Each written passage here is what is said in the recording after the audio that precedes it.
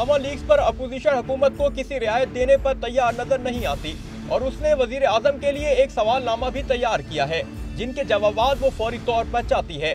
Opposition का पहला सवाल, वजीर आजम बताएं ऑफशोर कंपनियों के लिए पैसे कहां से आए। दूसरा सवाल, ऑफशोर कंपनियों के लिए पैसे किस तरह बैरून मुल्क भेजे गए। तीसरा सवाल, वजीर आजम अपने और अहल खाना की मिल्कियत ऑफशोर कंपनियों की तफसीलात बताएं। चौथा सवाल, ऑफशोर कंपनियों की मालियात और सरमायाकारी की तफसीलात बताई जाएं। पांचवा सवाल, लंदन के पार्क लेन और मेफेयर में फ्लैट्स कब खरीदे गए। वजीर आजम लंदन में फ्लैट्स की मिल्कियत से इनकार करते हैं तो अपोजिशन उनसे 3 और सवाल भी पूछेगी। पहला सवाल, वजीर आजम बरतानवी अखबारात में फ्लैट से मुताल्लिक खबरों की वजाहत करें। दूसरा सवाल, वजीर आजम वजीर दाखिला चौधरी निसार की प्रेस कॉन्फ्रेंस में फ्लैट से मुताल्लिक बयान का जवाब दें।